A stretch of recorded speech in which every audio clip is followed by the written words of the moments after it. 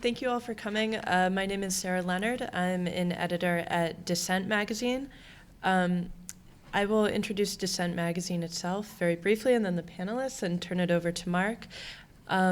Dissent is currently celebrating its 60th anniversary. It's a political quarterly, and for Dissent, political coverage has always been international. It's something we've been committed to from the beginning. And most recently, under the guidance of Jeff Wasserstrom, who's on our board, our coverage of China in particular has been growing with a special issue last year, which I think you can find over there at that table, where you should also do things like sign up for our email list to find out about more things like this and subscribe. Additionally, our coverage of India is growing. We just published a piece by Mehboob Jeelani, who's on this panel now, and that will be continuing to grow. We're really honored to be hosting with the India-China Institute. This is our second event with the Institute.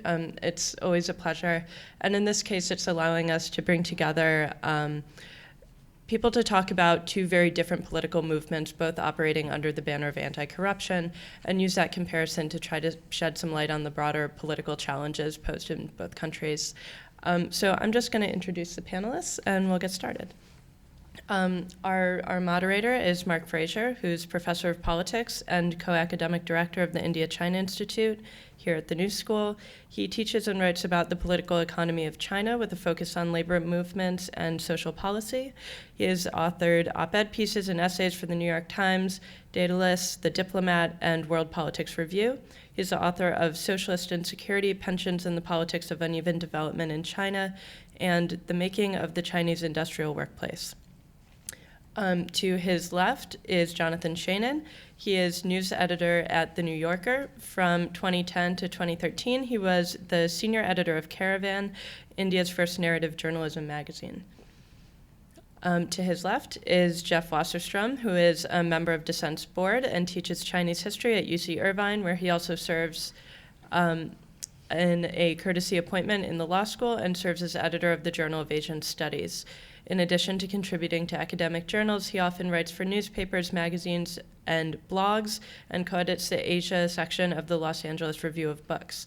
His most recent book is China in the 21st Century, What Everyone Needs to Know, an updated edition of which was published by Oxford last summer. To his left is Jai Yang, who is on the editorial staff of The New Yorker as well. She regularly writes about social, economic, and political issues in China for NewYorker.com. She is also a frequent contributor to the New York Times Book Review, Slate, the LA Review of Books, and the Virginia Quarterly, among other publications.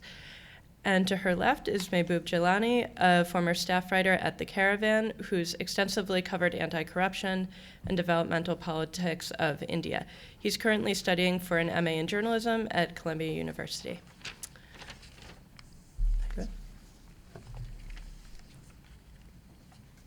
Thank you, Sarah. I will work from the podium here to give our panelists a little more room and start with a few questions. But before doing so, I wanted to just briefly, because I see so many new faces welcoming you all here today, to say a few words briefly about the India-China Institute. We are now 10 years old. We are a center at the New School, and we sponsor research and public programs like this one that engage and encourage us to engage comparisons between China and India. There are very few people in the room who are experts on both places, including our panel, as we were just talking. We're going to be learning from each other as we discuss the places that we've written about and worked on. The India-China Institute also encourages research programs and public programs that look at historical and contemporary interactions between India and China, not just the states, but the people who live there. And that's another part of our intellectual mission, looking at Chinese and Indian interactions around the globe. Today's program is being streamed live from our website and will be available in the future in full on our website and on that of Dissent and others around who want to link to us. The program today, as you know, addresses one of the most, maybe I shouldn't even say one of, the most contentious, most passionate debates going on in China and India today, in political life anyway. We have a moment right now where there is a major anti-corruption campaign going on in China. We have at the same time a pivotal election in 2 months' time taking place in India. And by most accounts, one of the most, one of the central issues in the minds of the voters, at least according to the polls, is this issue about, who's corrupt and how do we punish through electoral means those parties who have been engaged in corruption. I should say, when I was in Mumbai a month ago, I was introducing my institute, the India-China Institute, to someone who persuasively argued that China has us beat in many things in terms of infrastructure and whatever you want to talk about, but we will always be ahead of China in corruption. And so I think it's an interesting angle is to actually ask how you identify corruption in your own city, your own nation, and compare it with the corruption that goes on outside it in other places. But the title of today's program, Anti-Corruption Movements in China and India, implies, of course, a negation of something. Something is anti, there's a movement against something.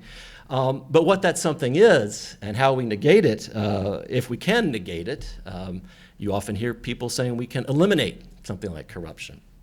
This brings us to the knotty problem of how we define corruption.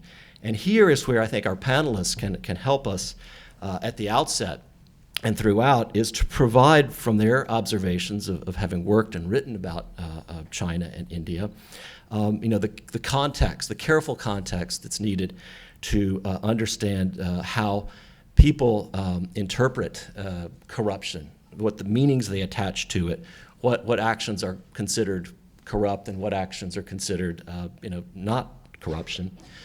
Because so much of what we see and read and hear about in, let's say, more of the standard, conventional political economy think tank space is relying on the way too frequently cited rankings of corruption done by Transparency International, which, as they honestly say, is, the way they conceive of corruption is acts being undertaken by the public sector. So in that sense, that corruption can only occur when a government official is taking money. Of course, this leaves aside lots of other possible money exchanges that go on when government officials or public sector officials are not being involved. And by the way, Transparency International, in terms of their rankings, has India and China about in the middle of the pack. Out of 177 countries, I think China is 80th and India is 94th, meaning India is indeed, by that ranking, a little bit more corrupt than China. But let me now turn it over to the panelists with a question, a more specific, pointed question, which is, if we, I think it's fairly clear that corruption is not something that's exactly new in anywhere, but especially it's not new in China and India. Maybe there have been new forms of corruption since economic reforms have been undertaken in the last 2 or 3 decades. But what explains this sudden surge in interest in corruption in both places? Why is it being talked about so much, at least in the media? And is it also being talked about in the same way by the ordinary folks that you interview and meet with and talk to when you're there? Well, I think there's a lot of different ways to answer that question. I think, though, when you talk about economic reforms, that points me at least to one good starting point, which is that the sums of money involved are getting to be bigger and bigger. So, your Indians with a bit of sort of trademark black humor like to point backward to the sort of earliest cases of corruption. There's a scam, I think, in 1950 or 1951 over the purchase of jeeps that's often seen as the first corruption scandal, and people can run through this whole long list. I think what has happened in the last 5 or 6 years is a sort of twofold process coming from these economic reforms. So you have economic reforms that have taken place, and I think whether you're a liberal or you're more of a sort of, laissez-faire market person, you would agree that the economic reforms have been in part incomplete. So there's been a certain degree of reform, particularly as it involves, foreign direct investment, but the government still is very heavily involved in a lot of decisions pertinent to the doing of business. And because of the incompletion or the incomplete nature of those reforms, you have opportunities to make enormous amounts of money that come from being in a preferential position with regard to the government when it comes to contracts, concessions, allocation of mines, telecommunications spectrum, things like this. And as these deals have gotten to be bigger and bigger, the sums of money that are involved in this corruption have become astronomical. I mean, to a point where, people will only remember, every Indian remembers the figure, which is 1.76 lakh crore, which a lakh is 100,000 and a crore is 10 million. So I believe this is 1.76 trillion rupees, which is said to be the amount of money that the government lost in the 2G scam, which had to do with the failure to auction off telecommunications spectrum.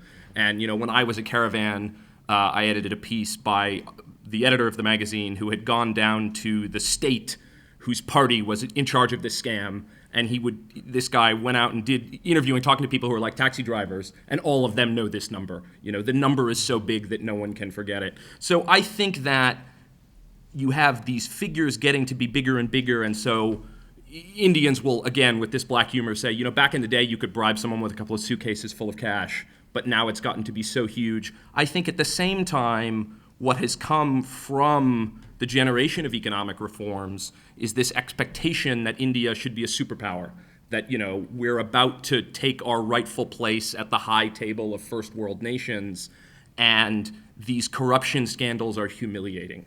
And there is a sense that, there's a lot of nationalist upsurge that has been kind of deflated by a lot of this corruption. So there's a kind of perfect storm of, on the one hand, these crooks in politics are robbing us and they're getting phenomenally rich, but they're also depriving us of our rightful place among the most powerful nations in the world. Jeff, some of that sound familiar? Yeah, some of it sounds very familiar. An added twist with China, thinking historically, is that the stories, I like to think about the stories that the Communist Party told in the 1950s about why it deserved to rule instead of the Nationalist Party of Chiang Kai-shek that they displaced. And there are a set of stories they told. They said until we took power, China was being pushed around by foreign countries. Our sovereignty wasn't solid. They said before we took power, China was not very equal. The very rich and the very poor lived totally different kinds of lives. And before we took power, there were corrupt officials. And there was a small there were people with tight family ties to the people in power who got to benefit in ways that nobody else could benefit from a thoroughly corrupt system. And if you think about those stories, the story about China being a place where people, rich and poor, there's not much difference for them, just doesn't hold up at all. Nobody thinks it holds up. The story of China being more able to fend for itself in the world is something that the Communist Party can still point to and say that China is resurgent and in a powerful position in the world. And you see the government, since Xi Jinping took power, building on something that went on before with very strong nationalist rhetoric in things like the islands disputes with Japan. And then there's this corruption thing where the story has frayed. There isn't this idea that the Communist Party is somehow not a corrupt entity. Lots of people think of the Communist Party as corrupt. So the anti-corruption drive is a way to manage that story. And the way to manage that story is to say the central government is determined to weed out problems at the local level. And once again, there are growing amounts involved in the corruption. And so the government is saying, and we won't just go after small-time corrupt people, we're going after really big-time corrupt people. And so there have been very high-profile takedowns of people accused of profiting in very big ways. But there's an effort to deflect the anger at those large sums of corruption from the very central authorities. So the tendency is to go after either local officials or people who are tied to a faction that's clearly separate from Xi Jinping and company. So there's been a takedown of bigger and bigger corrupt figures, but they're all, in the recent past, people who were tied to Bo Xilai, who was seen as a competitor with Xi Jinping for power. China doesn't mess with these messy things of elections, so it wasn't actually that he was running against Xi Jinping for president, but people were thinking of him as a possible alternative focus of attention. So once he came down, then there's going after people connected with him. And Bo Xilai himself was very much a part of the central authorities, and the central authorities were approving toward the end of things he was doing in Chongqing before he fell. But after he fell, he was kind of recast as a local figure run amok. And the idea is that the center, once it finds out things, deals appropriately, but there are always going to be bad apples at the local level that need to be moved against. So I see this anti-corruption drive as something the center is doing to try to preserve the fiction of it not being the problem with this kind of corruption. Because if it's seen as being part of the problem of corruption, and if that corruption is largely lots of money going to the hands of family members of the top officials, then it starts to look a lot like exactly the Chiang Kai-shek regime that the Communist Party is predicated. Its legitimating myth is that it changed things radically from how things were then. And this helps explain in part why there's been such fervor at trying to push back against reports in the Western press detailing astronomical sums made by members of the families of the very top central authorities. Yes, I mean, I mean, going back to stories, I think the Chinese Communist Party has built itself on largely a myth of being the righteous one and the party that does not spend lavishly, unlike the Kuomintang, and I think it came to power because of its success in of its propaganda.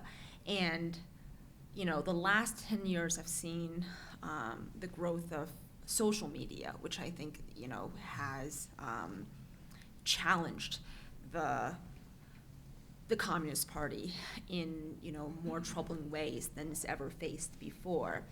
Weibo, the Chinese equivalent of Twitter, has really given voice to people who couldn't connect the dots for themselves and see the corruption at all levels of the government. So at this point, I think the central government wants to focus on corruption more so than ever to deflect attention away from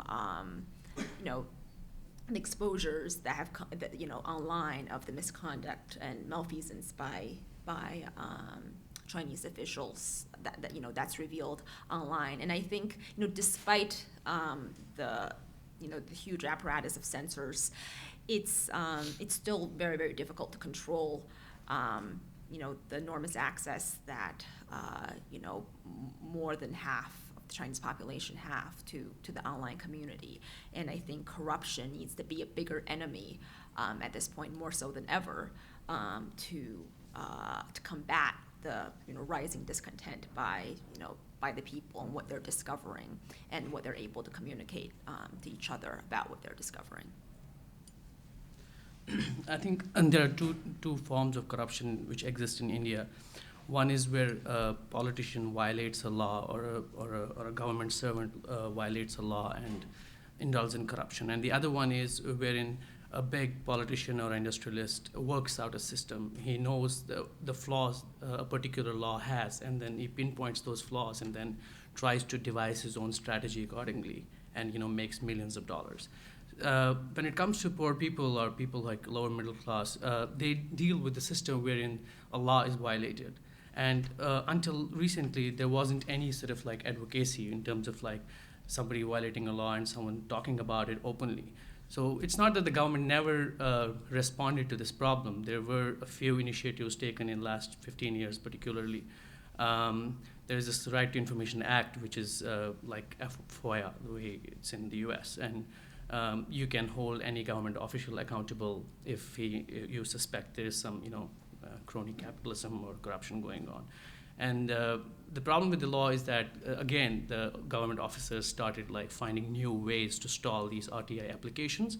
So they sort of like, blocked all the information, and on the other hand, deployed these like tactics of harassing activists and everything. And so far, like 12 activists have been killed because this law started like proving out to be a bit effective in terms of tackling corruption.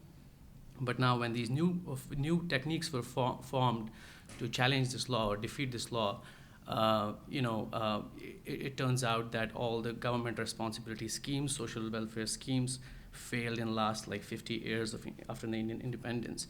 And you needed certain mechanisms, and you needed some voice to tackle this particular problem, and you didn't have that in the country.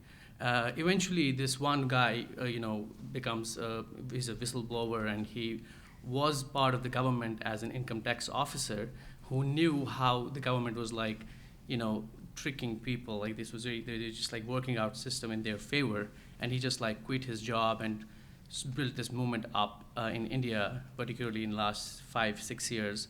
But the thing was like it was for the first time somebody was trying to bring this movement and make it collide with the government of India. Because so far the debate was, even the politician would say, yes, there is corruption in India. We are going through corruption. But there wasn't any dialogue so far. So now there is a dialogue at this stage going on.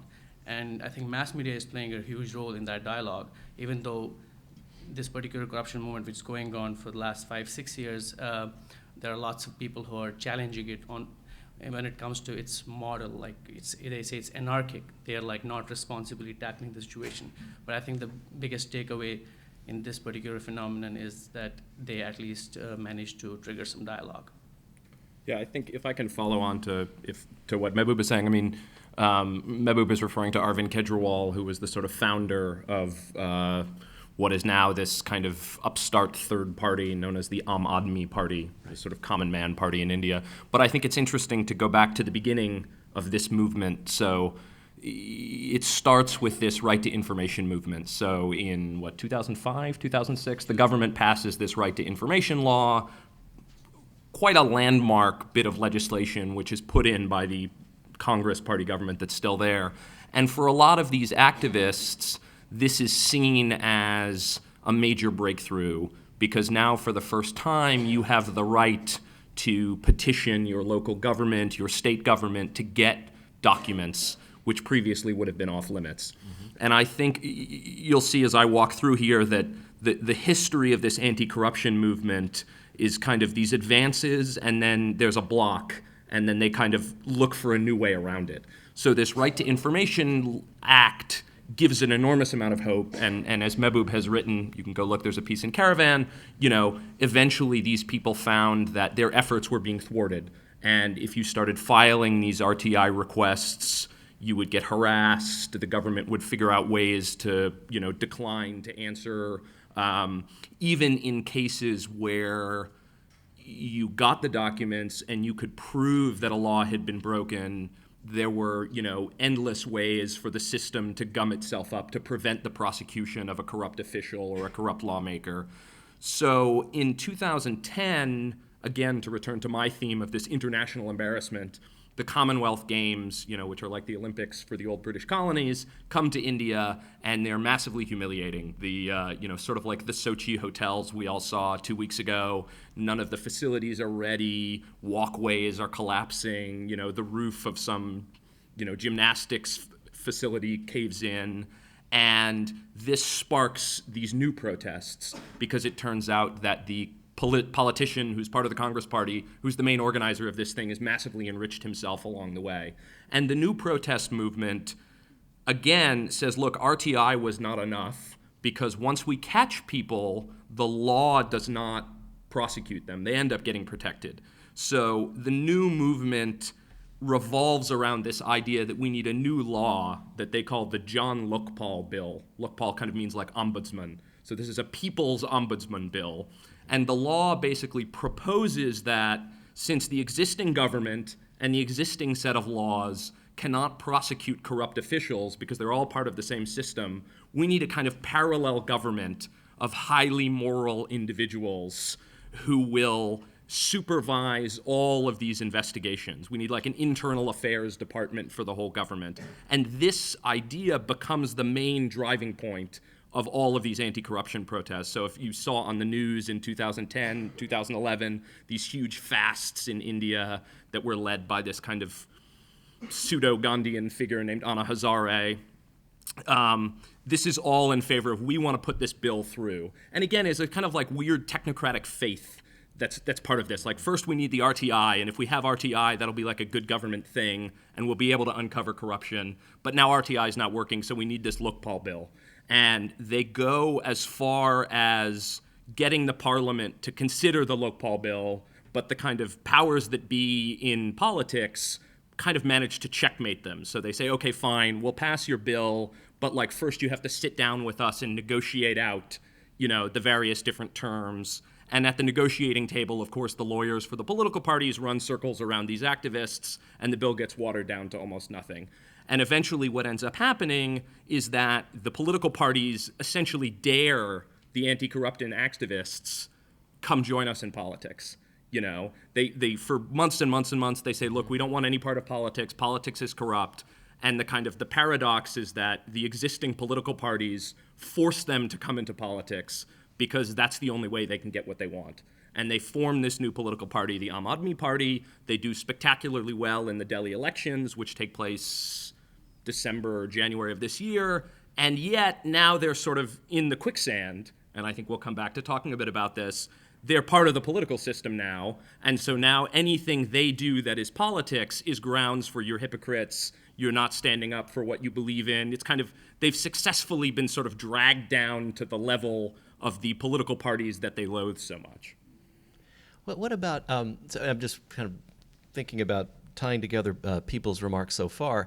At one level, you could almost go to this argument that anti-corruption is a middle-class movement, largely of professionals, of courts, of media. It sells always as a great media story. But to what extent do ordinary folk in cities and in rural areas, of course, they're aware of corruption. They encounter it maybe more often than middle-class professionals do.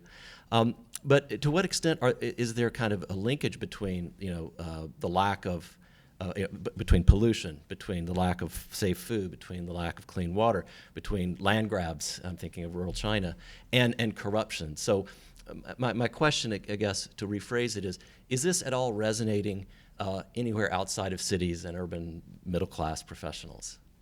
Well, I think one of the things, I was listening to your definition of corruption, and in government officials getting ill-gotten Not my gains, definition. or the one, yes, that was out there.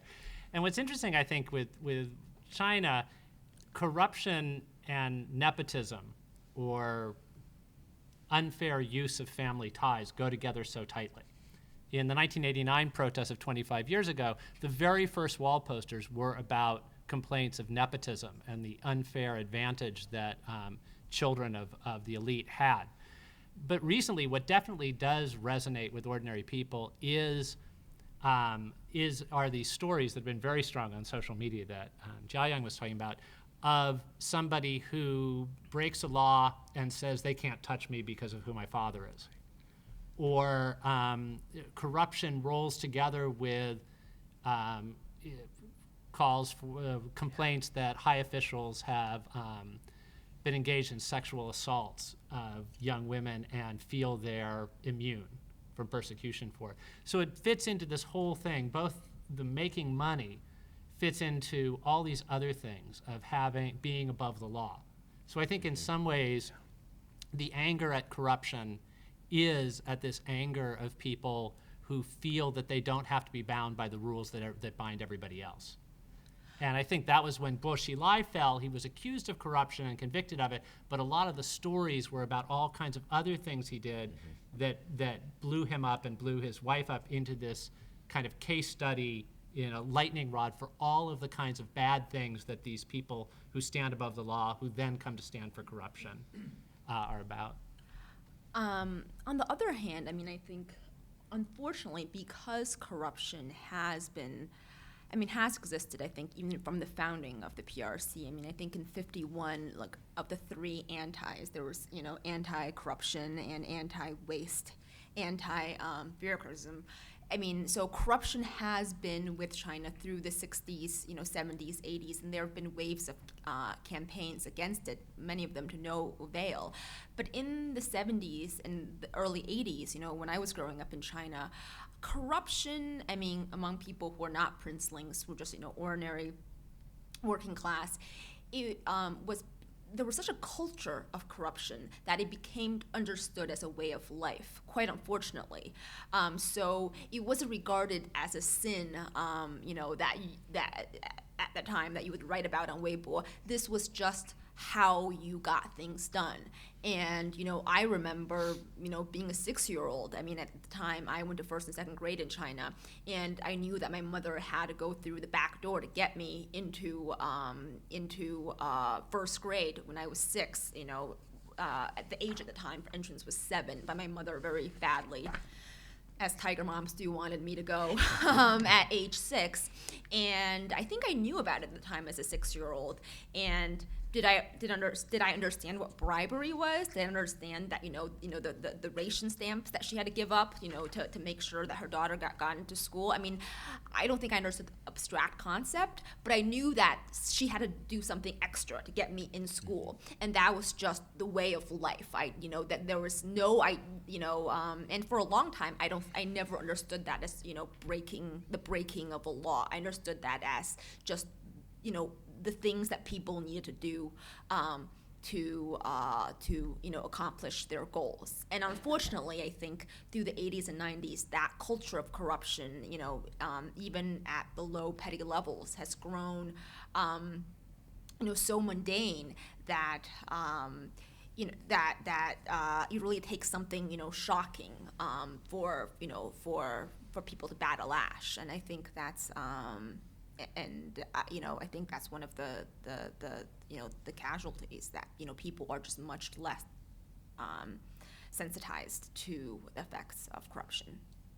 I think taking a cue from Jiang's that there are always like these moments when you see campaigns happening and breaking and happening.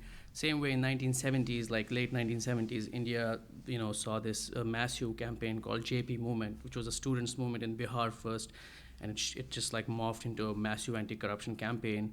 But as a result of that movement, what happened, it culminated into a series of regional parties. They also joined politics, and these political parties started campaigning not on the corruption. After a certain point, they began campaigning on caste, which is like different sort of like these groups within the Hindu mythology.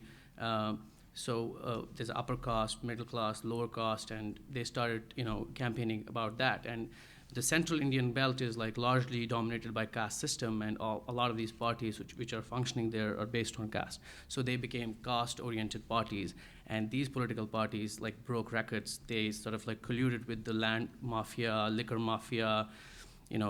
Lots of them are involved in murders and extortion and whatnot. So it's interesting, like, to see like what form does this campaign takes after a certain point. I mean, I'm not sure about what's going to be the form of this particular anti-corruption campaign, which we are seeing in India at this stage. We don't know the result. It got into politics. It's out of politics now. I don't know where it's going to head to.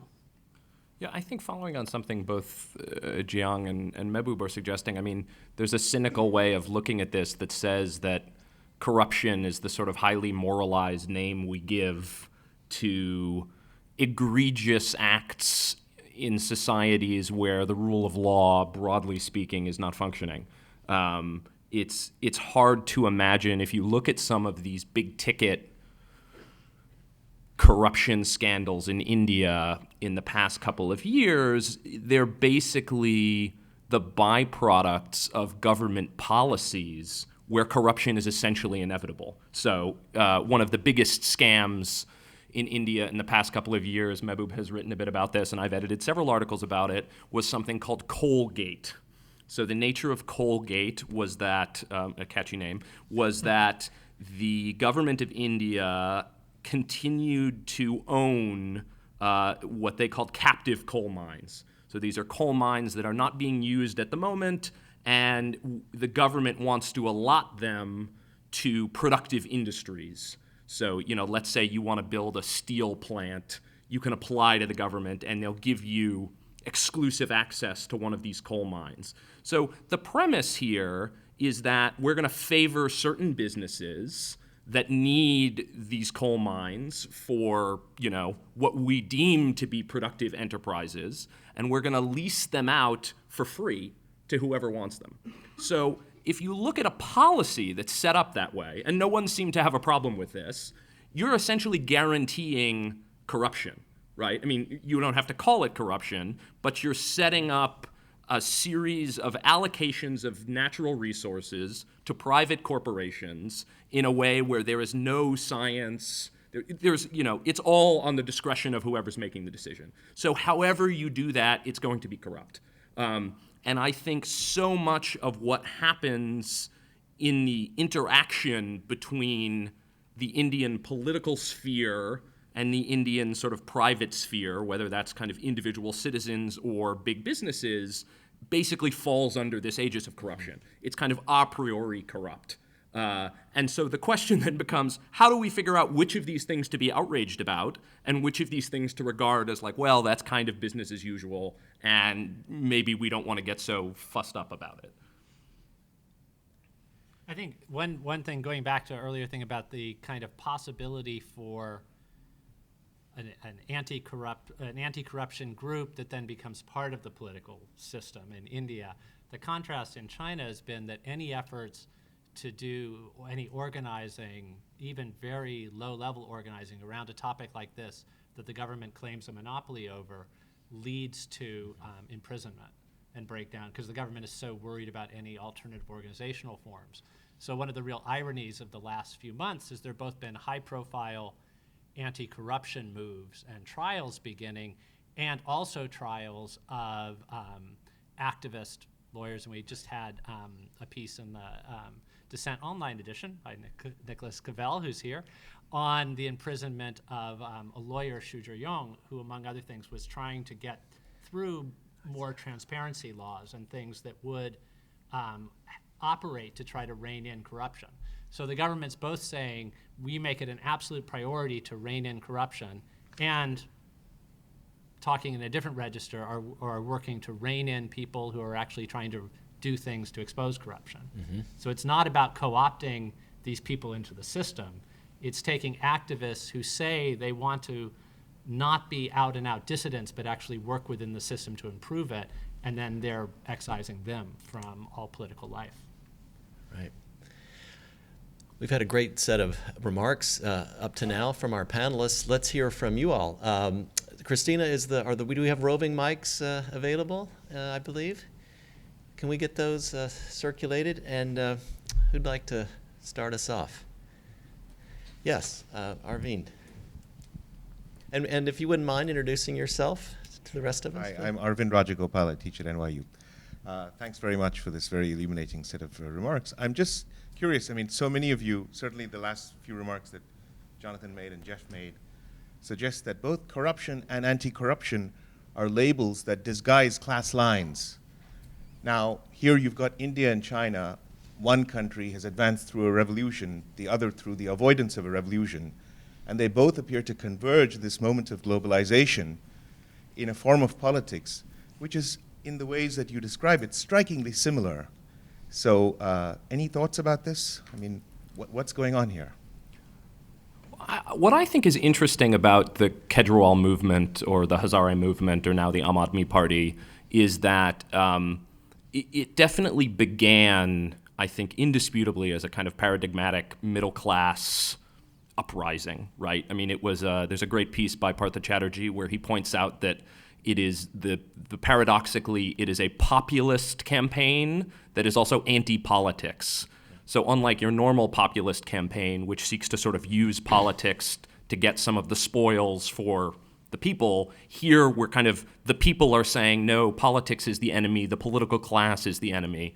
What I think surprised a lot of people, particularly as they formed the party and contested elections in Delhi, was that these middle-class complaints, what one writer memorably referred to them as sort of residents' welfare association politics, right? If you're not familiar with India, this is sort of like your co-op board or your kind of neighborhood, we want to keep squatters out of the neighborhood kind of thing, really trickled down in a way to people who, auto rickshaw drivers, right, was the example that you kept seeing in Delhi. So it was a surprise, I think, to a lot of people that lower classes, at least in the cities, and how well this is reverberated in rural areas, I don't really know, but the lower classes had the same level of disgust with the political process. I think part of that is a post-economic reform thing, that, the connections that used to tie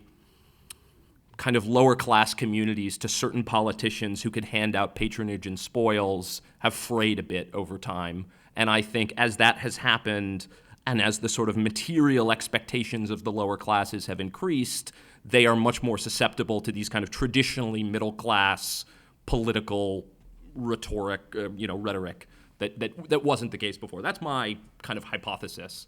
I don't know if Mehboob has seen other things here. I think it has also changed one thing, which was the rhetoric. The election campaigns which had happened in the past in India were largely communal or caste-based. Like they would talk about, oh, Pakistan is our enemy, we need to crush Pakistan, and we have to be together, all the Hindus have to be together in order to. So that actually, drove a lot of attention, and also vote-based was based on that. Like, people would campaign on the basis of religion or the wars which they have fought in the past.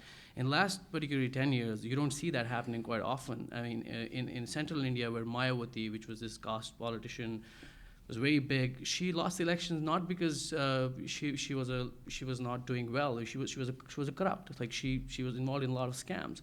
And the same way, BJP changed the entire the entire focus of its politics. It's more development driven now. It talks about bringing in reforms and also helping to build the country and take it to the next level, which is they're aspiring to be a superpower. I think that it has changed the whole debate. It's more about now, like, how you would want to make the lives of people better rather than, Well, I wonder actually if this is a borrowing from China, this idea of this sort of development as an idiom of nationalism. That's sort of, we need to make this country, it's a sort of fundamentally nationalist urging, but development is what's going to do it. We're going to express our greatness not necessarily in Hindu civilizational terms, but by building this great country. Well, it's interesting. The one moment to bring discussion of China and India together with corruption, and I should say, to preface this, that I'm very dismissive of anybody who goes to China for 1 week and then writes or speaks as though they had knowledge about it. So I'm going to base my remarks here on the week I spent in India. But I went there right after the Commonwealth Games that Jonathan referred to, that had been, and I was on panels comparing the Commonwealth Games to mega events in China. Now, mega events, hosting these big events, are one way that countries seek to assert a place for themselves in that kind of developed world top tier.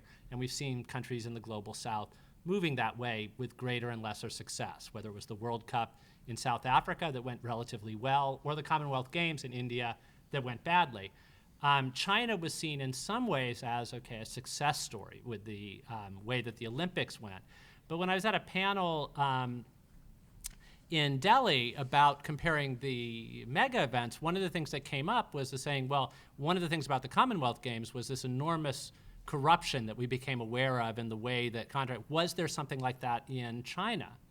And the response that the China people on the panels had to say is, there wasn't the open discussion of it in the newspapers that there was in India. And so if you're looking at kind of metrics, one of the real differences where China clearly lags behind is the ability to have this kind of that kind of public discussion in the newspapers, and there clearly couldn't have been the public forum that we were all taking part in to compare China and India in this way. There doubtless was tons of corruption with the building projects and contracts, but it wasn't something that could come out. So that's a way in which, yes, there are ways in which globalization provides some kind of new kinds of opportunities for corruption, new kinds of dynamics. And just finally, one of the things, corruption is taking on an international cast in China. There have been reports about Western financial firms trying very hard to court children of the Chinese elite. And so that's a way in which corruption is really, Chinese corruption is more than just China now. That's a good point. Yes, in the back, and then Lily. Thank you, everyone, for your remarks. My name is Jason Ng. I'm a research fellow at the University of Toronto, and I guess my question is specifically with regards to mass media, as some of you all alluded to. And particularly, I guess I'm going to use an example of China, but I would love to hear also about how it affects India. But essentially, what are the lessons that governments have learned about how to control these sorts of corruption cases within media? So I guess particularly with regards to Boschilai, and we saw how censorship and the sort of issues regarding the control of the message sort of spread out of control on social media, on the internet, and there was levels of censorship, and there were efforts to control the message, but for the most part, it seems like the government wasn't in control at the start of that scandal. And so now, have there lessons to be learned from that with regards now to what's happening with Zhou Yongkang and this now recent takedown, seemingly a setup to take him down as well? What has China, are there new approaches that we see the government taking with regards to Zhou? That's I think a really interesting and relevant question. With regards to tackling it on mass media, I think the Chinese government is learning that having an army of censors isn't enough. I mean, they're not removing that army of censors, but simply scrubbing the internet sometimes fuels the fire, as it were. So what I've seen is the government will try to we'll try to rev up momentum for a story that takes on a different angle, that praises something that the government is doing, or offers a counterexample. So rather than trying to douse out this fire, I think the government wants to start another fire and kind of attract attention away from the story that is an embarrassment to the government. I think with the Boschilai trial, at the start of the trial, there was a lot of speculation about how open the court would be and whether any journalists would be allowed, whether the transcripts would be revealed. And I think the government made a very calculated move of giving both the Chinese people and foreign media the semblance of a relatively open court. Transcripts were revealed. I mean, it was then seen that there were certain sections that were deleted, but I think immediately following the trial, people were surprised that that Bo had been allowed to defend himself, at least to an extent. I mean, all of that didn't really change the outcome. I mean, he's received a life sentence, but I think this is a quite prudent move on the part of the party to give the people, the semblance of having, some, idea of what's going on, and also eyes into, the courtroom, but at the end of the day, not really altering the verdict. I think that's kind of a new measure that the government is taking. Question from Lily in the back. Hi, my name is Lily Ling. I teach here in the International Affairs program. I'd like to question an assumption that has not been questioned so far, which is that when you talk about corruption, there is the assumption that somehow the law is being corrupted. That's what corruption is. But what about the fact that the law itself is corrupt? And that's why there is corruption. In other words, there is no legitimacy to the kinds of laws that are set up. That's why you mentioned, that corruption is a way of life. Corruption, so-called, is a way of life because the system of law is itself corrupt and unfair and skewed towards the privileged members of society. By the way, very much like here. And if we're going to talk about corruption, what about the corruption right across the bridge? The George Washington Bridge, New Jersey's been in the news a lot, right? So what I would like to do is to challenge our understanding of politics and law and not take politics and law as assumed to be objective or fair or somehow legitimate. If the process of politics itself is not legitimate, then of course you're going to have deviations from it. Because if you don't question this assumption, then automatically all emergent societies that have experienced colonialism will be corrupt because the system of politics that was imposed upon them was illegitimate to begin with, and subsequent developments have been amendments on that illegitimate system.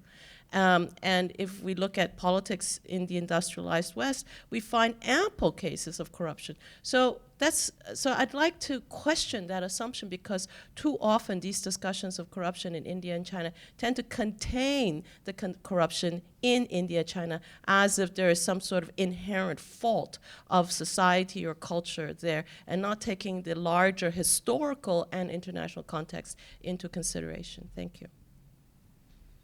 I think I mentioned earlier, I'm not sure what the context was, Partha Chatterjee writing about this Anna Hazare, Arvind Kejriwal movement as being a sort of anti-political movement. I don't know, there's some other Chatterjee work where he talks about this notion of political society, which is something that he opposes to civil society, right? So he says civil society is essentially a middle class kind of NGO sort of politics.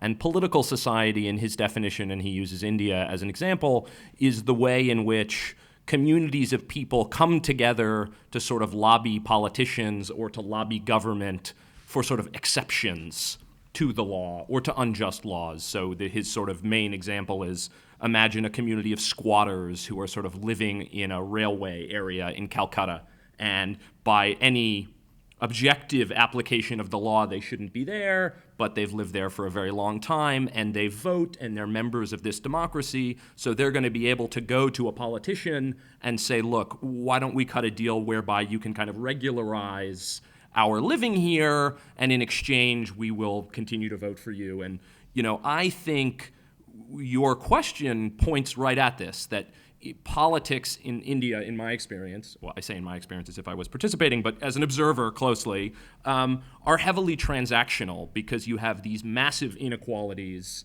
and you have, what are often referred to, middle-class people in India often refer derisively to the idea of a vote bank. Now, a vote bank in this context is something like the way you might say in America, African Americans tend to vote for the Democratic Party. In India, this is looked upon as a kind of scandal by middle-class people, that, people of a certain caste or a certain community in a certain area will tend to vote for a politician who either is from that caste or community or has treated them well in the past. To a middle-class person, this is seen as a sort of perversion of, the kind of enlightened Western democracy we want. I have always presumed that to one of the voters participating in this arrangement, this is a perfectly rational and sensible way to get the sort of big, bad, unfriendly government to give you a few crumbs. So I think you're right. We have to be careful when we're talking about corruption not to assume that the sort of normal way of doing business is pure as driven snow, and corruption is a kind of perversion of that. I mean, I think the question of how we decide to call certain things corruption and certain things politics is a very good area for inquiry. I think in China as well, just the idea of law itself it's still very tenuous. Going back, to 3,000 years. There was always this tension between the legalists, the rule of law or the rule of man, and because Confucian kind of ethics has followed more the rule of man. leadership sometimes has always arisen by the cult of one person, and that is passed on. And I think that's nowhere more evident than in Mao, who never did not made no effort to really stipulate laws. It was really by his whims, and that many of this past century's greatest catastrophes or wreaked. I think in terms of law in China, I mean, even for the ordinary person, I think the understanding of law or constitution is very ill-defined, and I think that's something that China really needs to work on, and many intellectuals and liberals have fought for a more more solid rule of law. But I do think the idea of law, of a constitution, is not as deeply ingrained in the minds of Chinese as it is in as Americans or those in the West. Yeah, Jeff. Oh yeah, I was just going to say that I think in comparative discussions, it's important to not think that there are black and white contrasts between between societies, but there are different fault lines or points that make things very different, including the fact that with the issues of the George Washington Bridge, there could then be a robust public discussion of it afterwards. And that you could imagine a similar discussion happening with different political figures belonging to different political factions being called out. Whereas in China, this just doesn't happen with exposure in the media. Would be cut down if it were somebody in one faction. And also I think the weak link in the American system, even though family ties matter a lot in American politics, we've had 2 Bushes after all, and and so forth. The fault line in American politics toward corruption is partly people cycling in and out between government and the private sector. And you could talk a lot, if you were having a discussion here, about corruption in America and ineffective efforts to root it out. What we'd spend a lot of time talking about, I'd hope, would be things like lobbyists who are in government and then cycle out of government and are using their past connections with the government. That's just a different structure of corruption than people who are different members of a family group with extended things. So not that the same thing doesn't go on, but I think some of the dynamics are quite distinctively different in different settings. Okay, over here. As that's going down, I'll also say we have a Supreme Court that decided that corporations are people, so maybe they don't need to. They can just spend money and speak freely like people, and they don't need to rotate in and out of government anymore. Thank you. My name is Gareth Sweeney. I'm the chief editor of the Global Corruption Report at Transparency International. And on that note, I'd just like to qualify that. We do, in fact, work on private sector corruption almost as much as public sector corruption. But corruption by its nature is perceptions based, and that survey tends to draw the most media attention because we're ranking countries. Even we recognize the limitations of that survey, but it tends to give the perception that we work mostly on public sector corruption, which is not the case. But if I could ask not only the case, if I could ask 2 quick questions, one on India and one on China. In relation to India with Kejriwal, you mentioned very briefly that they were in politics and now they're out of politics. My impression with Kejriwal and the AAP is that really it was of his volition. It wasn't a case of being drawn in, but I really believe that he felt that this was what was required. In order to change the political system in India, they need to be part of the decision-making process. But he immediately walked away from that as soon as he came across his first hurdle, as far as I could see. Sorry. Yeah, I mean, maybe I should clarify what I meant. At the beginning, I think it's important to remember that the idiom was always anti-political. So he had set out from the beginning to define himself and his movement as opposed to everything that politics and the political class stood for, and inched slowly but surely toward further involvement. So you had, in the fall of 2011 was the big, huge protest. Then they had the kind of prolonged negotiation over what would go in the bill, and the Congress party basically checkmated them. In the beginning of 2012, Kejriwal sort of dipped a toe into politics by saying that India Against Corruption, which was his movement, would endorse certain candidates in kind of upcoming special elections. And that didn't really work very well. And so it was kind of only at that point. I mean, I think you're right that he may have seen from the beginning that he wanted to get into politics, but I think it's important to see it as the political parties realizing, I think quite cannily, I mean, you know, the Congress Party in India is good at winning elections. It's not good at much else, but that's what it knows how to do. They knew that the only way to neutralize the threat of Kejriwal, which may have backfired, was to bring him into the muck, basically. And he, at some point, decided he had no choice but to go along and has been fairly successful. I think I wouldn't say he's out of politics right now. They're gearing up to fight the next elections. That's actually my question, whether, I mean, he entered into politics suddenly, he's the chief minister of Delhi, and I think it's useful to clarify that that's as far as their political influence extends now. Yeah. But leading up to the election, he stood down. Was this him throwing out his toys, or is he gearing up for the prime ministerial to be prime minister? I think a lot of people have started seeing it as a big leap that Kejriwal is going to take if he's going to get into the parliamentary elections.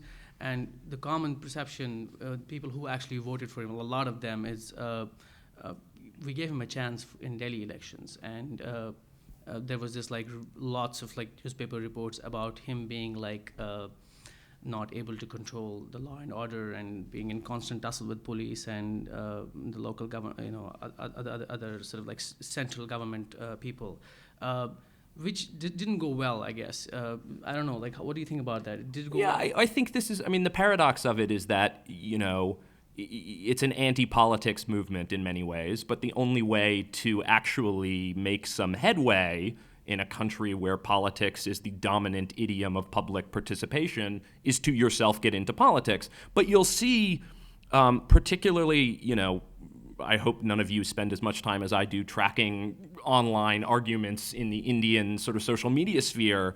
The right wing in India loathes Kejriwal with the fire of 1,000 suns because they recognize that he is the biggest threat to them. So the Congress Party right now is seen as basically all but dead, and the BJP, which is the sort of Hindu nationalist right party, center-right, however you want to put it, is looking to sort of march to victory in the next elections. And along comes this Kejriwal, who says sort of a pox on both your houses, to both the Congress and the BJP. And BJP supporters, who are quite dominant because of, you know, the online world is sort of a middle class and above sphere, immediately turn their vitriol. They used to spend all of their time attacking Rahul Gandhi and Sonia Gandhi and the Congress Party dynasty. Now sort of 80% of their hate is directed at Kejriwal. Kejriwal's a hypocrite. Kejriwal said he didn't want an official house to live in when he was chief minister, but we found a document saying he was going to live in a house, you know. Kejriwal's minister claimed that he, you know, would never do this, but oh, we've got tape of him doing this, you know. So this sort of idea, now that they're in politics, they're part of the dirt. And the other political parties, quite cleverly, are saying, look, they're just as dirty as we are, you know, which is taking away the one thing that they had going for them. I think it's a fascinating dynamic, right? You have to imagine, right, if Ralph Nader sort of made it into, you know, the runoff of an American presidential election, you would have to guess that one of the first things that would happen would be all this dirt would start getting dug up, you know, oh, hey, didn't he take money from this guy? Or, you know, we're noticing these are suspiciously well-produced ads he's making, kind of stuff. Or he turned his heat up to 70 degrees. You know. Yeah, right, yeah. He's using a plane to fly back and forth. Isn't that, you know, contrary to, so that kind of stuff is what's happening.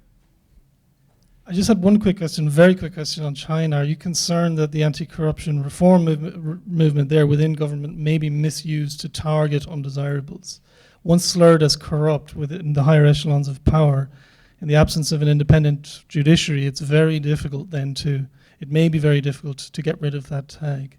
So do you see that as a concern? Well, it's definitely being misused. I don't think there's, there are all kinds of ways in which it's really, it becomes an instrument to go after political rivals. And actually the government kind of needs to do that to deflect away from a perception that this is something systemic. I mean, they're and there is a widespread belief there's often a degree of widespread belief or acceptance in the fact that there is corruption throughout the Communist Party by a lot of people. But the more that the attention of the most execrable things are directed away from the center, the more useful it is to the center. So there's actually a value to the center of kind of sensationalizing some of the things. And back to the way the story of Bo Xilai was spun, I'm not sure that the government ever lost that much control of the story if you think about the audience it cares most about, which are not people who are fine-graining, reading even social media and seeing the disparities between the released transcript and the other. They're really most concerned about the largest audience that's being reached by things like television, by what relatively not engaged and informed people are going to think. And so from that, I think they to a certain extent held control of that story and managed to pile onto it a lot of things that created the idea that these were real miscreants, not just kind of ordinary members of the system being weeded out. I think just to follow with one thing, I mean, I think we haven't talked about this directly in a comparative way. I think a fascinating difference between the Chinese and the Indian situations here is that because you have a competitive two-party or multi-party system in India, the immediate imperative for a political party, one of whose members is accused of corruption, is to defend that person. You know, I mean, there's the occasional, someone can occasionally screw up so badly that they have to get hung out to dry. But the idea is that if you don't mount a strenuous defense of your guilty guy, your political opponents are going to just take it to the bank. And I think that's so different. Listening to you guys talk about the Chinese situation, you don't have in India a situation where, the Congress party at the center will ditch a chief minister in one of the states because he's corrupt. I mean, there's a famous situation in the state of Karnataka, which was for a long time the only BJP stronghold in the south. And there was a very corrupt chief minister named Yediyurappa. And they held on to this guy as long as they possibly could. And the only thing that made them cut him loose was that the Congress was just hammering them, week in and week out. There were these huge central corruption scams. And the Congress people were like, well, yeah, we have corrupt guys, but look at this guy in Karnataka. He's terrible. And finally, after a huge fight inside the BJP, they decide to cut the guy loose. They lose the next elections to the Congress, and I'm not sure what the most recent news is, but I'm pretty sure he's coming back because it turns out also that people who are corrupt tend to be very good at getting voters to vote for them. This is there's a wonderful academic in D.C., a guy named Milan Vaishnav, who studies criminality in Indian politics. And something every time there's an Indian election, you'll see these stories in the international press that point out how many candidates have charge sheets against them or how many candidates have been charged with crimes previously, and we all tut-tut and say, oh God, what a country, 200 people in the Congress, in the parliament are guilty of some crime. But, there's a really good incentive, again, going back to this question of what's corruption and what's not, there's a huge incentive for political parties to nominate these people because they tend to be very good at getting votes. And you want to know why they're in politics, it's because they're successful. They also distribute liquor. Yes, yeah, I mean, right. Yeah. Yes. Thank you. My name is Jessica Bisp. I work at the National Committee on U.S.-China Relations. I have a question about India, since it's not my strength. In China, obviously, kind of social media and the blogosphere plays a role in kind of helping the government catch the flies, not the tigers, not the big guns. And I mean, there's examples of netizens and bloggers who, I don't know why they were there or how they, got the scoop, but there's a picture of I think he was like a Shanxi low-level official. He was at the scene of a horrible car accident, and he was caught smiling, and that was, of course, at first an outrage, but then someone noticed that he had a really, really nice watch on his wrist, and how could a local official afford, $100,000 watch? So, and then there's, sex tapes being released, and so, I mean, the social blogosphere is kind of doing the work for the government and kind of taking out some of these people. I was wondering if there's a similar kind of phenomenon going on in India, if that type of stuff happens, or if it's still more of, like you mentioned, political parties, political kind of more heavyweights fighting each other in the kind of the social media world and taking each other out that way. I think the media, I mean, I'll let you, I think the media is what plays this role.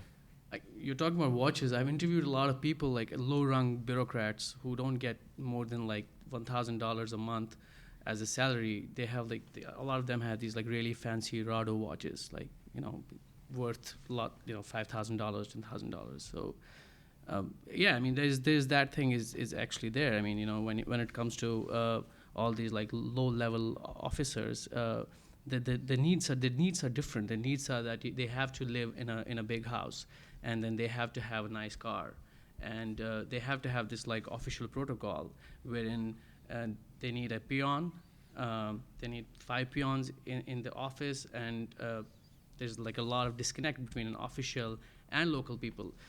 They fear, you know, there's a fear when a bureaucrat goes to a village for a visit.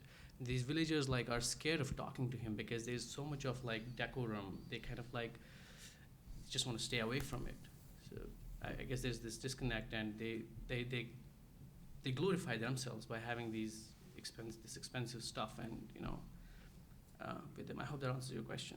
I guess my question is more: are officials being caught, kind of like through social media? Like taking bribe and stuff? Like tweeting, like a citizen comes to a rally and I think it's.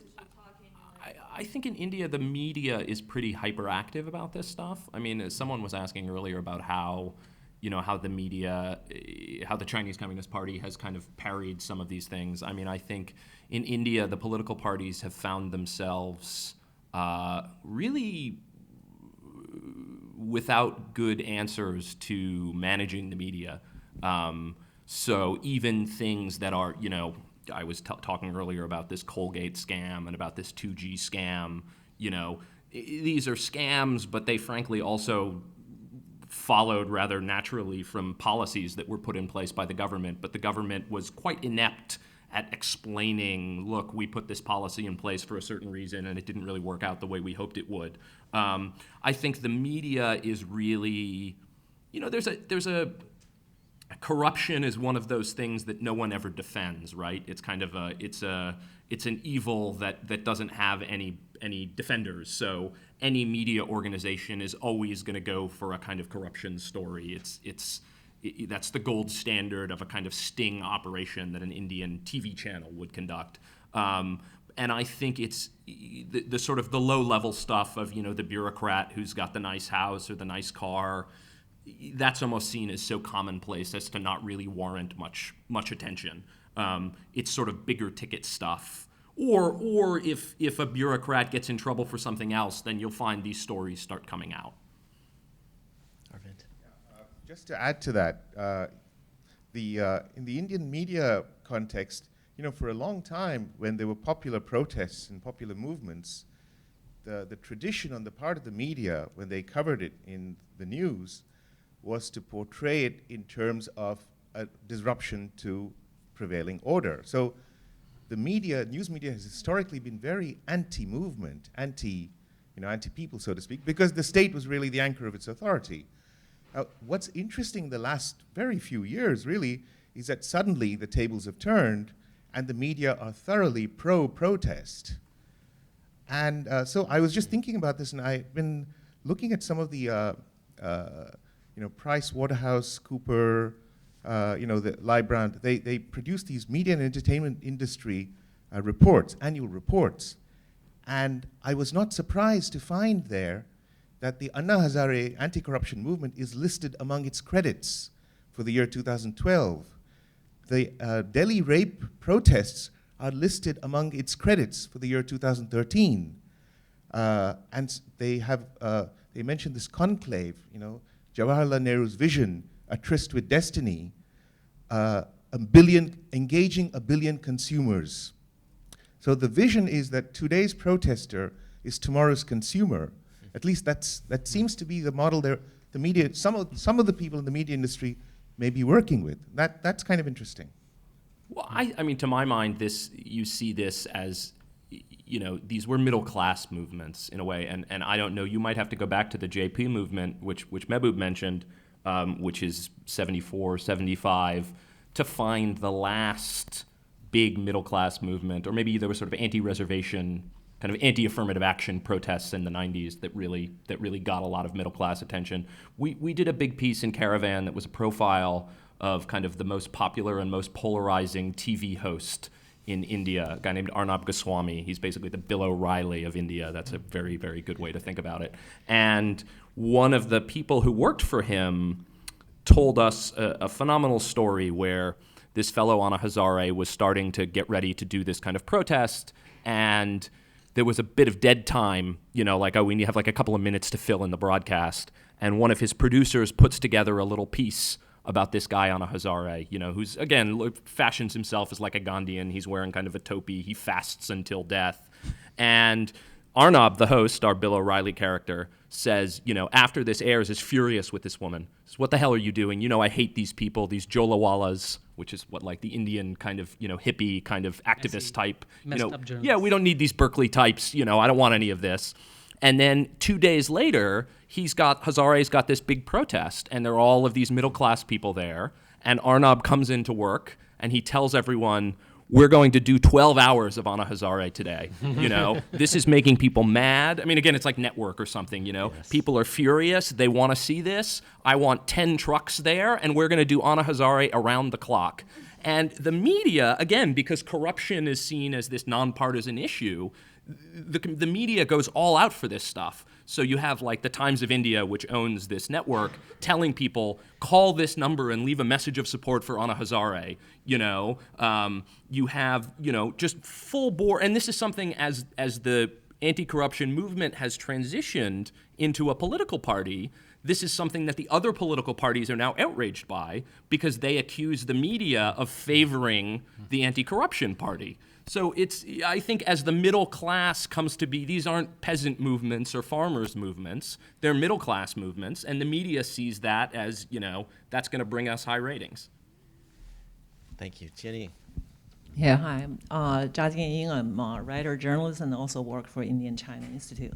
I have a question related to the new forms and scales of corruption and, in China in particular.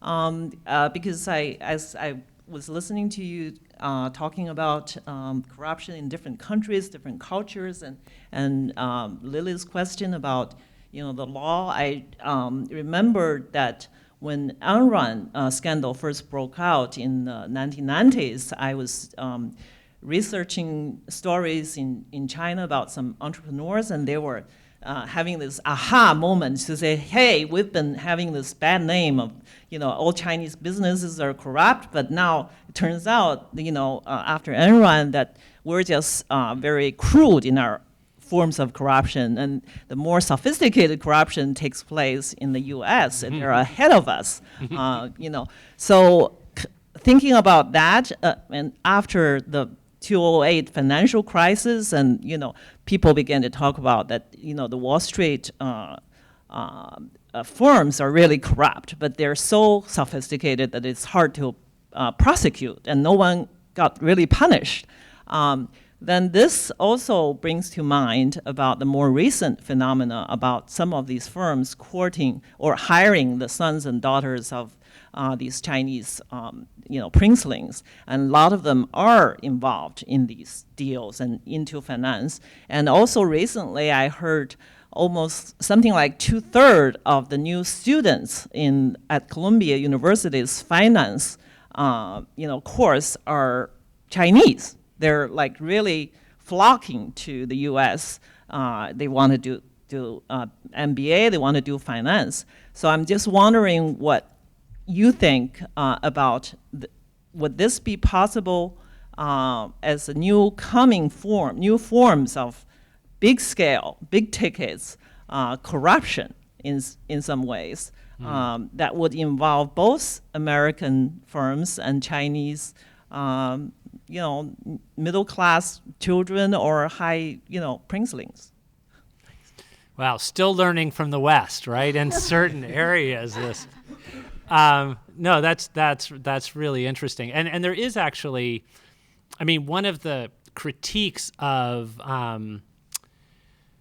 critiques or things that circulate in Chinese popular culture is, a sense that some of the really enormous corruption isn't what's being discovered. That there are things that are really big out there. And Han, who's been a very popular and sometimes controversial blogger, had this one who writes in a mode sometimes that's a little bit like Stephen Colbert for China, where he takes on a thing. And one was he talked about a local official who was being persecuted for corruption.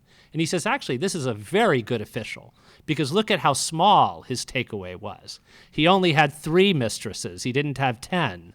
He's a really pure guy, and he only made 5 times his regular salary. He's really a model. We should all try to be more like him. So there is this notion that that what you get in corruption scandals that come to light is just the tip of the iceberg.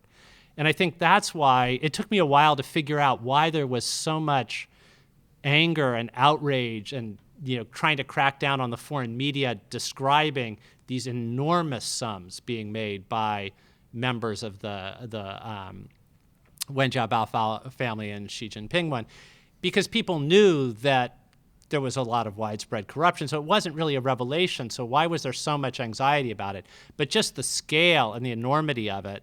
And I think then after that, the notion of a kind of entwinement with international forums, I think that is something that the Chinese Communist Party does worry about as something that would be delegitimating even with everything else going on. But yeah, you're describing a worrisome, increased sophistication by borrowing worst practices, right, around the world. So it's definitely something we'll have to watch. And I think it's also dangerous because, then you get to the very blurry line of, what is corruption, where does corruption emerge on, politics or just really slick dealings. And I'm not sure if, I think what's dangerous about it is that the laws are there sophisticated enough laws at this point to govern sort of corruption that exists in that very gray area between what's legal and what's not legal. The spirit of it is obviously illegal, but do we have the letter to kind of to be able to persecute someone and say this is something that's definitively wrong? So I think we do get into that very tricky terrain, and this is why I think laws and improvement of these laws are so essential. Other questions? Yeah. Oh yeah. I guess just synthesizing a few other questions we've had. I wanted to ask what the lessons learned by Western media are. All of our panelists here. If corruption is so ubiquitous, if it can cross borders, if there are questions about how to define it, like what metrics should be used, like the finances, moved in gray areas, essentially,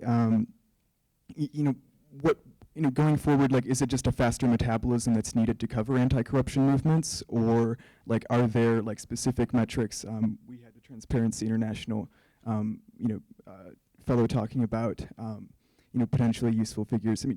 What is most useful going forward? Well, I think, something I can say on the basis of my experience working as a journalist in India is that something that makes this difficult, and Mehboob and I work together on a lot of stories, and I think we found this over and over again, is that you have, broadly speaking, a low transparency environment. So you're not, I used to make this joke that the best investigative journalists in India were the CBI and the NIA, which are India's equivalent of the FBI and the sort of CIA, because they alone had the power to subpoena documents, to compel politicians to talk, and if you read the Indian newspapers, you will invariably find that big stories about corruption or illegality have been leaked from these investigative agencies. So you don't have, and I don't know, I assume in China the situation is even more difficult. It's incredibly hard to get at information that someone does not want you to have. And I think in that low transparency environment, the political parties or the government finds it far easier than we would see in the US to exert control over what can and can't be in the media. And also finds it easy, I think, when there's an adverse story in the media to come out and blame the media for having reported it, to say there's no way you could have known this is fabricated, my political enemy must have paid you to carry this story, So I think, one thing that is so difficult in these situations where, you have a bit of a rule of law problem and you also have a kind of messy public discourse is that it's very hard to get sort of solid ground to stand on. Everything is quicksand a little bit. So, my allegation is not any stronger than your counter allegation. Even if I have documents, you might say, well, you fabricated those documents. Or these documents are a frame-up kind of thing. I think that's one of the things that's very difficult. And some Western news organizations have tried a little bit harder to get around this, but by and large, unlike in China, where I think you've had Bloomberg and the New York Times, and I'm sure you guys could name a lot of others, really doing pioneering work, I'm not sure any Western news organization has broken really big stories in India that I can recall. And one of the distressing things, if you'd asked, a year ago, even, I might have said that there seemed to be a somewhat positive trend in China for the central authorities allowing a little more leeway for reporting by quite brave Chinese journalists to uncover, to weed out stories of corrupt land deals and things like that in the locale.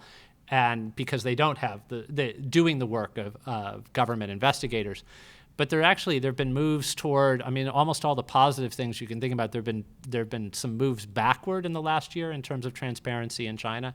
There's been a reining in of efforts to rein in social media. It never quite works, but they're ramped up efforts.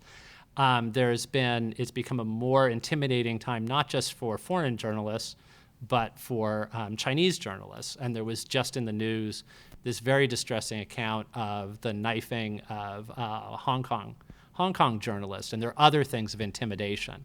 And, it's unclear exactly what went on there, but the whole overall pattern is one of the things that was a salutary check was an increase in a certain kind of muckraking journalism. That's now getting harder to do in China. And some of us at least really liked the idea of, in the long run, a slow trend with some backtracking towards some degree of liberalization and a little bit more of a robust civil society. And the recent trends haven't been in that direction, which is really distressing. In India, I call it post-colonial syndrome, which is in the bureaucracy. There was this act called Official Secrets Act, which actually enabled government officers to hide the information from public. So that's still there in the ranks of bureaucracy, because when you ask them certain things, for instance, something is already out in public, and you want to ask, say, an investigating officer, how did you find this fact? Like the process, run me through it. He wouldn't, because it's still there in the conscious of the bureaucracy that we have to be discreet. We don't have to talk much to the media. So that's actually proving to be it's a really big stumbling block, I guess, which dates back to this act called Official Secret Act. Anything else? Jayan? No? Well, I think, the problem now, like Jeff mentioned earlier, the government will allow you to go, they encourage a certain amount of investigation on the part of citizens, as long as it doesn't implicate, the leadership. And I think that's what makes it, tricky for them, because on the one hand, when they're going after, like small local officials, the Chinese government wants to be on the side of the right and say, yes, look, we are nailing these corrupt officials. But, there's this line you can't cross. And once you begin implicating those in the Politburo and the Standing Committee, your offense, is too great and cannot be tolerated. Which is why I think, rather than going after individual cases, I think what Chinese, a certain number of Chinese intellectuals are trying to do is to look for constitutionalism, to really bring about a structural change. Because unless there is an independent judiciary, unless there are those investigating corruption that's not part of the corrupt party, then there isn't going to be any meaningful change. It's going to end by telling our panelists to keep up their brilliant writing and reporting from China and India. And I think I'll also say to be safe. Please join me in thanking the panelists for today.